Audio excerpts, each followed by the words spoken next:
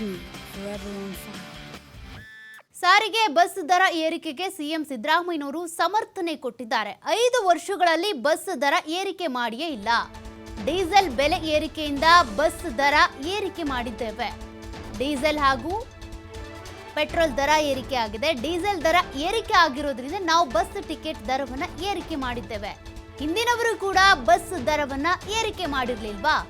ಅವರು ಬಸ್ ದರವನ್ನ ಏರಿಕೆ ಮಾಡಿಲ್ಲ ಅಂತ ಹೇಳಿ ನೋಡೋಣ. ಕೇಂದ್ರದವರು ರೈಲ್ವೆ ದರವನ್ನ ಏರಿಕೆ ಮಾಡಿಲ್ವಾ? ದಾವಣಗೆರೆಯಲ್ಲಿ ಸಿಎಂ ಸಿದ್ದರಾಮಯ್ಯನವರು ಈ ರೀತಿ ಪ್ರಶ್ನೆ ಮಾಡಿದ್ದಾರೆ. ಸಾರಿಗೆ ಟಿಕೆಟ್ ದರ ಏರಿಕೆ ಮಾಡಿರೋದಕ್ಕೆ ಈಗಾಗಲೇ ಬಿಜೆಪಿ ನಾಯಕರು ಸೇರಿದಂತೆ ರಾಜ್ಯದಾದ್ಯಂತ ಪ್ರಯಾಣಿಕರು ಕೂಡ ಆಕ್ರೋಶ ಹೊರಹಾಕ್ತಿದ್ದಾರೆ. ಹೀಗಾಗಿ ಸಿದ್ದರಾಮಯ್ಯನವರು ಹಿಂದಿನ ಸರ್ಕಾರ ಕೂಡ ದರ ಏರಿಕೆ ಮಾಡಿತ್ತು. ಸದ್ಯಕ್ಕೆ ಡೀಸೆಲ್ ಬೆಲೆ ಏರಿಕೆ ಆಗಿದೆ. ಹಾಗಾಗಿ ನಾವು ಸಾರಿಗೆ ಬಸ್ ದರವನ್ನ ಏರಿಕೆ ಮಾಡಿರೋದು. ಕೇಂದ್ರದವರು ಕೂಡ ರೈಲ್ವೆ ದರವನ್ನ ಏರಿಕೆ ಮಾಡಿಲ್ವಾ? ಅದನ್ನ ಪ್ರಶ್ನೆ ಮಾಡಿದ್ದಾರೆ ಸಿದ್ದರಾಮಯ್ಯ.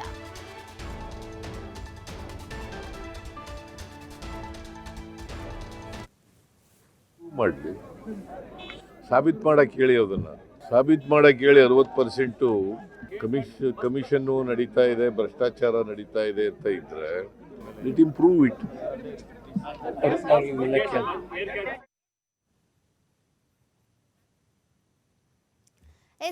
ಈಗಾಗಲೇ ರಾಜ್ಯದಾದ್ಯಂತ ಬಸ್ ದರ ಏರಿಕೆ, ಟಿಕೆಟ್ ದರ ಏರಿಕೆಗೆ ಸಂಬಂಧಪಟ್ಟಂತೆ ಸಾಕಷ್ಟು ಆಕ್ರೋಶ ವ್ಯಕ್ತವಾಗ್ತಾ ಇದೆ. ಒಂದ್ ಕಡೆ ಶಕ್ತಿ ಯೋಜನೆಯಿಂದಾಗಿ ಮಹಿಳೆಯರಿಗೆ ಫ್ರೀ ಟಿಕೆಟ್ ಇದೆ, ಮತ್ತೊಂದು ಕಡೆ ಪುರುಷರು ಟಿಕೆಟ್ ದರವನ್ನ ಏರಿಕೆ ಮಾಡಿದ್ರು ಕೂಡ ಪ್ರಯಾಣ ಮಾಡಲೇಬೇಕಾದಂತ ಅನಿವಾರ್ಯತೆ ಇದೆ.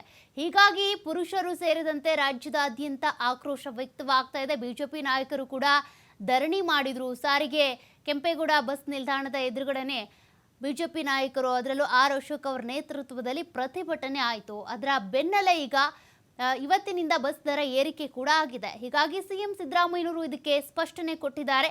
ಕೇಂದ್ರ ಸರ್ಕಾರ ಈಗಾಗಲೇ ರೈಲ್ವೆ ದರ ಏರಿಕೆ ಮಾಡಿದೆ, ಜೊತೆಗೆ ಡೀಸೆಲ್ ದರ ಏರಿಕೆ ಆಗಿದೆ. ಡೀಸೆಲ್ ದರ ಏರಿಕೆ ಆಗಿರೋದ್ರಿಂದ ನಾವು ಬಸ್ ಟಿಕೆಟ್ ದರವನ್ನು ಕೂಡ ಏರಿಕೆ ಮಾಡಲೇಬೇಕು.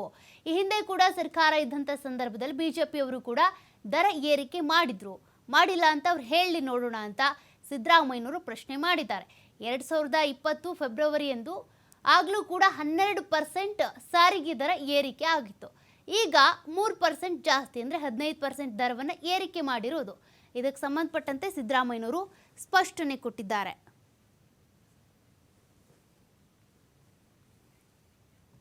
ಇನ್ನು ಮೊನ್ನೆ ಅಷ್ಟೇ ನಡೆದಂಥ ಪ್ರತ್ಯೇಕ ಡಿನ್ನರ್ ಪಾರ್ಟಿ ವಿಚಾರಕ್ಕೂ ಕೂಡ ಸಿಎಂ ಸಿದ್ದರಾಮಯ್ಯನವರು ಸ್ಪಷ್ಟನೆ ಕೊಟ್ಟರು.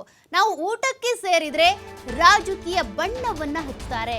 ನೀವು ಹೇಗೆ ಊಟಕ್ಕೆ ಸೇರ್ತಿರೋ ನಾವು ಹಾಗೆ ಊಟಕ್ಕೆ ಸೇರಿದ್ವಿ, ಅದರಲ್ಲಿ ತಪ್ಪೇನಿದೆ ಅಂತ ಸಿಎಂ ಸಿದ್ದರಾಮಯ್ಯನವರು ಪ್ರಶ್ನೆ ಮಾಡಿದ್ದಾರೆ. ಕೆಪಿಸಿಸಿ ಅಧ್ಯಕ್ಷರ ಬದಲಾವಣೆ ಹೈಕಮಾಂಡ್ ನೋಡ್ಕೊಳ್ಳುತ್ತೆ. 1 ಸಚಿವ ಸ್ಥಾನ ಖಾಲಿ ಇದೆ, ಹೈಕಮಾಂಡ್ ಜೊತೆ ಮಾತನಾಡಿ ಅದನ್ನ ಭರ್ತಿ ಮಾಡ್ತೀನಿ. ದಾವಣಗೆರೆಯಲ್ಲಿ ಸಿಎಂ ಸಿದ್ದರಾಮಯ್ಯನವರು ಮೊನ್ನೆ ನಡೆದಂಥ ಡಿನ್ನರ್ ಪಾರ್ಟಿ ವಿಚಾರಕ್ಕೆ ಸಂಬಂಧಪಟ್ಟಂತೆ ಕೂಡ ಸ್ಪಷ್ಟನೆ ಕೊಟ್ಟಿದ್ದಾರೆ. ನಾವು ನೀವು ಹೇಗೆ ಊಟಕ್ಕೆ ಸೇರ್ತೀವೋ ಅದೇ ರೀತಿಯಾಗಿ ಊಟಕ್ಕೆ ಸೇರಿದ್ವಿ ಅಷ್ಟೇ. ಇನ್ನು ಕೆಪಿಸಿಸಿ ಅಧ್ಯಕ್ಷ ಸ್ಥಾನ ಬದಲಾವಣೆ ವಿಚಾರಕ್ಕೆ ಸಂಬಂಧಪಟ್ಟಂತೆ ಹೈಕಮಾಂಡ್ ತೀರ್ಮಾನವನ್ನು ತೆಗೆದುಕೊಳ್ಳುತ್ತೆ. ಇನ್ನು ಸಚಿವ ಸಂಪುಟ ಪುನಾರಚನೆಗೆ ಸಂಬಂಧಪಟ್ಟಂತೆ ನೋಡುವುದಾದ್ರೆ 1 ಸಚಿವ ಸ್ಥಾನ ಖಾಲಿ ಇದೆ, ಅದನ್ನು ಕೂಡ ಹೈಕಮಾಂಡ್ ಜೊತೆ ಮಾತನಾಡಿ ಭರ್ತಿ ಮಾಡ್ತೀನಿ ಅಂತ ಸಿದ್ದರಾಮಯ್ಯನವರು ದಾವಣಗೆರೆಯಲ್ಲಿ ಪ್ರತಿಕ್ರಿಯೆ ಕೊಟ್ಟಿದ್ದಾರೆ. ಹೈಕಮಾಂಡ್ ಅವರು ತೀರ್ಮಾನ ಮಾಡೋದು, ನಾವಲ್ಲ ಮಾಡೋದು. ಕೆಪಿಸಿಸಿ ಅಧ್ಯಕ್ಷರದು, ಚೀಫ್ ಮಿನಿಸ್ಟರ್ದು ಎಲ್ಲ ಹೈಕಮಾಂಡ್ನವರು ಏನು ತೀರ್ಮಾನ ಮಾಡ್ತಾರೆ ಅದು. ಯಾವ್ದು ಖಾಲಿ ಇದಾವೆ?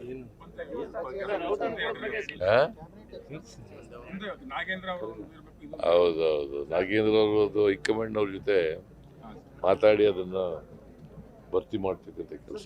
ಏನು ಊಟಕ್ಕೆ ಸೇರೋದೇ ತಪ್ಪ? ನೀವು 4-5 ಜನ ಊಟಕ್ಕೆ ಸೇರಲ್ವಾ?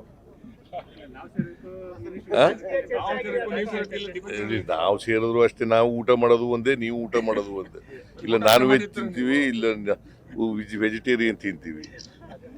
ಊಟ ಮಾಡೋದು ಅಂತಂದ್ರೆ ಎಲ್ಲರೂ ಊಟ ಮಾಡೋದು ಒಂದೇ. ಈಗ ರಾಜಕಾರಣಿಗಳು ಸೇರಿದ್ರೆ ಅದಕ್ಕೆ ಒಂದು ಬಣ್ಣ ಕಟ್ತಾರೆ, ಬೇರೆಯವ್ರು ಸೇರಿದ್ರೆ ಬಣ್ಣ ಇಲ್ಲ. ಊಟ ಮಾಡಕ್ಕೆ ಸೇರೋದು. ಈಗ ಭಾಳ ಸ್ಪಷ್ಟಪಡಿಸಿದ್ದೀವಿ, ಅಲ್ಲಿ ಯಾವುದೇ ರಾಜಕೀಯ ಚರ್ಚೆ ನಡೆದಿಲ್ಲ. ಅದೆಲ್ಲ ಹೈಕಮಾಂಡ್ ಅವರು ತೀರ್ಮಾನ ಮಾಡೋದು, ನಾವಲ್ಲ ಮಾಡೋದು. ಕೆಪಿಸಿಸಿ ಅಧ್ಯಕ್ಷರದು, ಚೀಫ್ ಮಿನಿಸ್ಟರ್ದು ಎಲ್ಲ ಹೈಕಮಾಂಡ್ನವರು ಏನು ತೀರ್ಮಾನ ಮಾಡ್ತಾರೆ ಅದು.